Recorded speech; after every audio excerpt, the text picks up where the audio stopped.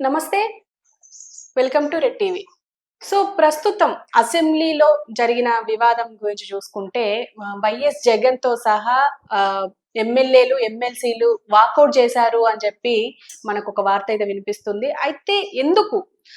Just ప్రతిపక్ష హోదా కోసమే ఇలా వాకౌట్ చేశారా? లేకపోతే నెక్స్ట్ అంటే బాయ్‌కాట్ చేయకముందు ఎందుకు వాకౌట్ చేశారు అని చెప్పేసి అయితే ఒక విమర్శ అయితే వినిపిస్తుంది. అండ్ ఇంకొకటేంటంటే అంటే అసెంబ్లీకి రావట్లేదు వైఎస్ జగన్ ఎమ్మెల్యే హోదాలో అని చెప్పేసి ఇదొక విషయం నడుస్తుంది. అయితే దీన్ని అంటే ఆయనని అనర్హత వేటు వేస్తారేమో అని చెప్పేసి ఈ భయంతో వచ్చి ఇలా ఒక సమస్యను సృష్టించారా అని చెప్పేసి కూడా మాట్లాడుతున్నారు. అయితే దీని గురించి మనతో పాటు మాట్లాడడానికి మాజీ హోంమంత్రి మైసూర్ రెడ్డి గారు ఉన్నారు. ఆయనతో మాట్లాడదాం.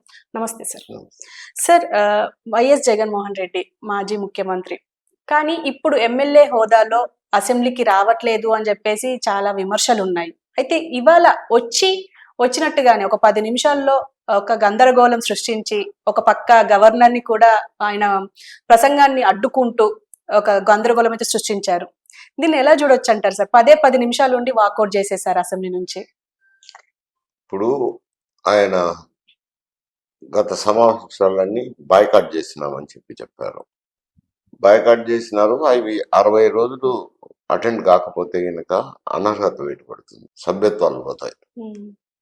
కాబట్టి ఈ బార్ అటెండ్ అయ్యారు. అనర్హత వేటు తప్పించుకునే దానికోసం అటెండ్ అయ్యారు.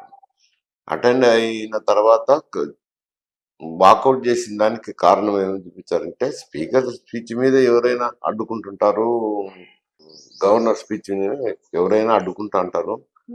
అడ్డుకున్న తర్వాత వాకౌట్ కూడా చేస్తారండి. వాకౌట్ చేసినాక మళ్ళీ గవర్నర్ స్పీచ్ అయిపోయినాక అటెండ్ అవుతారు. జనరల్ గా జరిగే ప్రొసీజర్ అది. కాకపోతే ఇక్కడ వాకౌట్ చేసి వెళ్ళిపోయినారు. ఆయన బాయ్కాట్ అనే మాత్రం అనలేదు. రేపు శాసనసభ్యులు అటెండ్ కావచ్చు కావాలనుకుంటే. లేదు మరి అతని ప్రోగ్రాంలు బట్టి చూస్తే రేపు పులివెందులలో సమావేశం ఉంది శాసనసభ్యులతో. వాళ్ళకు దిశా నిర్దేశం చేస్తానని చెప్పి అక్కడ పులివెందుల్లో శాసనసభ సమావేశం ఏర్పాటు చేసుకున్నారు. పోతే మళ్ళీ అక్కడి నుంచి బెంగళూరుకి వెళ్ళిపోతున్నారు. అంటే హాజరయ్యే ఉద్దేశం లేదని అనుకోవాల్సిందే.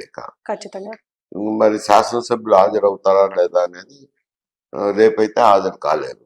మరి తర్వాత ఏమన్నా హాజరవుతారో లేదో అది వారి అభిష్టము. ఈ చెప్పిన కారణం ఏదైతే ఉందో, వాకౌట్ చేసేదానికి చెప్పిన కారణం అది సబబైన కారణం కాదు. ఎందుకంటే ప్రతిపక్ష హోదాకు శాసనసభ నియమావళి ప్రకారము 1/10 ఆఫ్ ది హౌస్ నంబర్ ఉండాలి.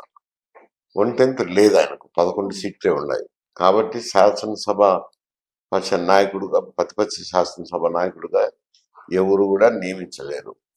అవి నియమాలలో లేనప్పుడు ఎలా నియమిస్తారు?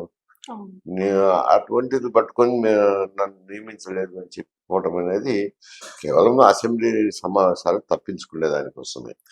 అసెంబ్లీ సమావేశాలు ఎందుకు తప్పించుకుంటున్నారంటే, వీరికి ఉండే స్ట్రెంగ్త్ 11, మిగతా సీట్ అన్ని కూటమికే వచ్చినాయి. కూటమికే వచ్చినప్పుడు కూటమిలో గత ప్రభుత్వంలో జరిగిన చెడులు కానీ వాటిని గురించి ఎక్కువ లేవనెత్తారు. ఇది సహజంగా ప్రతి శాసనసభలోనూ జరుగుతుంది. అధికార మార్పిడి జరిగినప్పుడు అంతకుముందు పరిపాలించిన పార్టీని గురించి ఏ ఒక్క సమస్యలు లేవనెత్తి అడుగుతుంటారు అధికార పక్షం వాళ్ళు. ఇవన్నీ అడిగితే దానికి జవాబు చెప్పుకోలేని పరిస్థితి ఉంది. కాబట్టి ఎదుర్కొనే పరిస్థితి, జవాబని నేను అనడం లేదు, ఎదుర్కొనే పరిస్థితి లేదని దానికి ఈ కారణం అయితే చూపిస్తున్నారు. ఇది సరైన కారణం కాదు.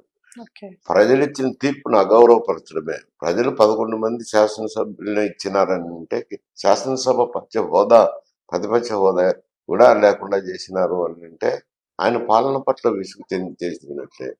అటువంటిది దాన్ని గుర్తించాలా.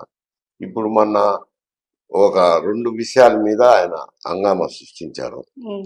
ఏది ఒకటి, వల్లభనేని వంశీని అక్రమంగా అరెస్ట్ చేశారు అని. అది శాసనసభ సమావేశాలు జరుగుతున్నాయి కాబట్టి ఆ ప్రశ్నను లేవనెత్తడానికి అవకాశం ఉంది కదా. అక్రమంగా అరెస్ట్ చేసినారని వాదించవచ్చు కదా శాసనసభలో. తర్వాత మిర్చి యార్డ్లో సరే కరెక్టా కాదా ఆయన చేసిన పని అనేది ఈ విషయం గురించి కూడా మాట్లాడినచ్చు.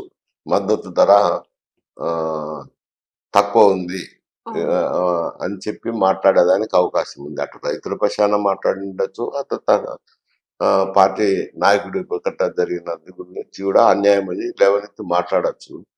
మాట్లాడి ప్రభుత్వం ఏం సమాధానం చెప్పును వేచి చూడాల్సిందే. ఈవెన్ గ్రూప్ టూ అటువంటి సందర్భము, అటువంటి అవకాశం వచ్చినా లేవనెత్తకుండా పోతున్నారు అని అంటే తప్పు వారిదే అవుతుంది. ప్రజల్లో ఎగ్జాక్ట్లీ.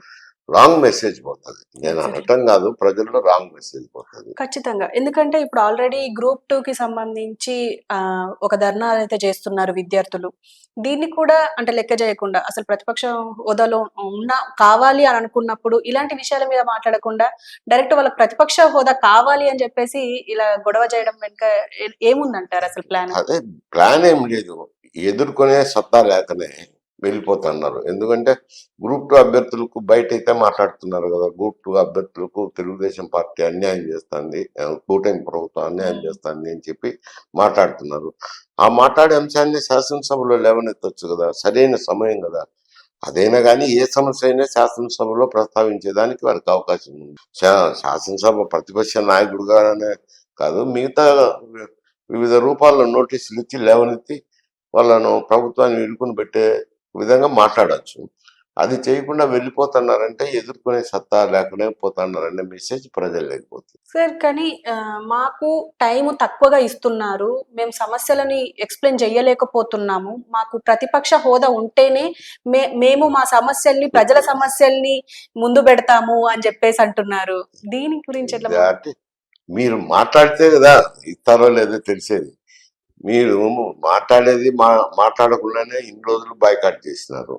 ఇప్పుడు గవర్నర్ ప్రసంగం మీద లోటుపాట్లు ఎత్తి చూపించేదానికి అవకాశం ఉంది. అది అది వదులుకొని వెళ్ళిపోతున్నారు. మీరు మాట్లాడి మాకు అవకాశం ఇవ్వలేదంటే అది ప్రజలు ఎవరైనా కానీ ఆలోచన చేస్తారు, విచక్షణ చేస్తారు.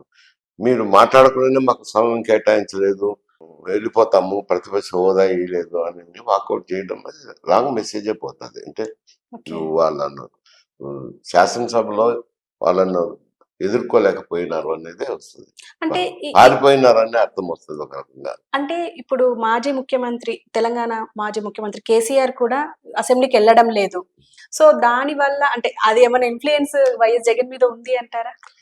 ఇప్పుడు కేసీఆర్ అంటే ఒక్కడు వెళ్ళడం లేదు, మిగతా శాసనసభ్యులు అయితే వెళ్తున్నారు కదా, ఆయన ఒక్కడే వెళ్ళటం లేదు. వెళ్ళిన దాని మీద కూడా వాళ్ళు కూడా ఇక్కడ తెలంగాణ శాసనసభలో కూడా ప్రతి నిత్యము విమర్శిస్తున్నారు కదా, శాసనసభకు రాకుండా ఇంట్లో కూర్చున్నాడని. అది తప్పే, అతనిది కూడా తప్పే అవుతుంది. 10 సంవత్సరాలు ముఖ్యమంత్రిగా ఉన్న వ్యక్తి శాసనసభ నాయకుడై ఉండి కూడా శాసనసభకు రాకుండా పోవడం అనేది ప్రజలను అవమానపరిచింది. సరే అసలు ఎందుకు? అంటే ఇప్పుడు అసెంబ్లీకి ఇప్పుడు ఇటు మాజీ ముఖ్యమంత్రి కేసీఆర్ అయినా, అటు మాజీ ముఖ్యమంత్రి వైఎస్ జగన్ అయినా ఇలా బైకాట్ చేయడం వల్ల ఖచ్చితంగా రాంగ్ మెసేజే పోతుంది. కానీ ఎలా అసలు వాళ్ళు ఈ ఆప్షన్ ఎందుకు తీసుకుంటున్నారంటారు? అసెంబ్లీలో ఎదుర్కోలేకనే. ఇప్పుడు వాళ్ళు గతంలో పరిపాలించినారు, వైఫల్యాలు ఉన్నాయి, మాట్లాడుతున్నారు కదా. కూటమి ప్రభుత్వంలో ఉండే వాళ్ళైతేనేమి, ఇక్కడ కాంగ్రెస్ ప్రభుత్వంలో ఉండే వాళ్ళైతేనేమి ఈ మాట్లాడుతూనే ఉన్నారు కదా. మాట్లాడినప్పుడు అవి ఎదుర్కొనే శక్తి లేకపోయి పోలేకున్నారు, అంతే, అంతకంటే మించి ఏముంది. ఇప్పుడు ఇదొక ప్లాన్ అనుకోవచ్చు అంటారా? ఇంకొక 60 రోజులు ఇక ఇప్పుడు ఆల్రెడీ హాజరేసుకున్నారు వైఎస్ జగన్ వచ్చినట్టుగా. ఇంకో 60 రోజులు ఇక విస్మరించినట్టే అసెంబ్లీ సమావేశాలు. ఉండొచ్చు, అది కూడా ఉండొచ్చు. ఇప్పుడు 60 రోజులు అనేది నిబంధనల ప్రకారం 60 రోజులు కంటిన్యూస్ గా ఆబ్సెంట్ అయితే అనర్హత వేయబడుతుంది. ఇప్పుడు అటెండెన్స్ చేసినారు, పోయినారు, వాకౌట్ చేసినారు, ఇంకా మళ్ళీ 60 రోజులు పోనవసరం లేదు. పోకుండా కానీ ఆయనకు అనర్హత పెట్టి రాదు. మళ్ళీ 60 రోజుల తర్వాత అటు చేయొచ్చు, చేయరని నేను అనుకుంటా, కూడా చేయొచ్చు అంటారు. ఓకే. అంటే సార్ ఇంతకు పూర్వం కూడా అంటే తక్కువగా ఉన్నా కూడా అంటే ఎన్టీఆర్ హయాంలో ఉన్నప్పుడు తక్కువ హోదా ఉన్నప్పుడు కూడా ప్రతిపక్ష హోదా ఇచ్చేవారు, మాట్లాడడానికి టైం ఇచ్చేవారు అనేసి అంటున్నారు కొంతమంది ఈ వైఎస్ఆర్సీపీ వాళ్ళే. అది వాళ్ళకు ప్రొసీజర్స్ తెలియదు, గత అసెంబ్లీ సమావేశాల అవగాహన కూడా లేదు. ఇప్పుడు పి జనార్దన్ రెడ్డి గారు కాంగ్రెస్ పార్టీ తరపునే ఉన్నారు, ఆయనకు తగు నెంబర్ రాలేదని చెప్పి ప్రతిపక్ష హోదా ఇవ్వలే. ఓకే. జనార్దన్ రెడ్డి గారు ఏమో ఫైట్ చేస్తున్నారు కదా, అవి 30 మంది శాసనసభ్యులతోనే ఫైట్ చేస్తున్నారు. ఓకే. ఈ కావాల్సిన సమయం ఇస్తానే ఉన్నారు. సభాపతి నువ్వు మాట్లాడే విధానం బట్టి, నువ్వు మాట్లాడే సబ్జెక్టును బట్టి ఈ హోదా లేకపోయినా ఇస్తానే ఉంటారు. ఒక ఇండివిజువల్ శాసనసభ్యుడు ఒక నోటీస్ ఇచ్చిన తర్వాత దాంట్లో పాయింట్ ఉంటే గనక రిక్వెస్ట్ చేస్తాం, ఇంకొక 5 నిమిషాలు ఇవ్వండి అంటే ఇస్తారు. జనరల్ గా పార్లమెంట్ అయినా ఇస్తారు, లోక్సభలో ఇస్తారు, రాజ్యసభలో ఇస్తారు, ఈడైనా ఇస్తారు, కౌన్సిల్ అయినా ఇస్తారు, ఎక్కడైనా ఇస్తారు. ఎందుకంటే మరి డిక్టేటర్ గా వ్యవహరించలేడు కదా శాసనసభాపతి. రైట్. అంటే ఇదంతా ఇప్పుడు ఒక ప్రతిపక్ష హోదా కోసమే వీళ్ళు పోరాడుతున్నారు గానీ, ప్రజల కోసం పోరాడే ఆలోచన అయితే లేదు అంటారు. ప్రతిపక్ష హోదా అనేది సొడ్డు, ఎవరనేది తెలుసు. కానీ ఒక బహానా. అసెంబ్లీని ఫేస్ చేయలేక వెళ్ళిపోతున్నారు అంట. Okay. Okay sir. Thank you. So, so చూసారు గదా! మైసూర్ రెడ్డి గారు చెప్తున్నట్టుగా అంటే ప్రతిపక్ష హోదా కోసం ఇలాంటి అంటే అది రాదు అని తెలిసి కూడా, అది ఇవ్వరు అని తెలిసి కూడా అసలు ప్రజలు ఇవ్వని ఒక ప్రతిపక్ష హోదా కోసం వీళ్ళు పోరాడుతున్నారు అంటే, అంటే ప్రజల సమస్యల మీద మాట్లాడాల్సింది పోయి, మాట్లాడితే ఒకవేళ ఖచ్చితంగా టైం ఇస్తారు. అంటే 2, 3 నిమిషాలే గాదు, ఎక్కువ టైం అయినా ఇవ్వడానికైనా వాళ్ళు సిద్ధంగా ఉంటారు. కానీ ఇక్కడ ఏం జరుగుతుంది? అసలు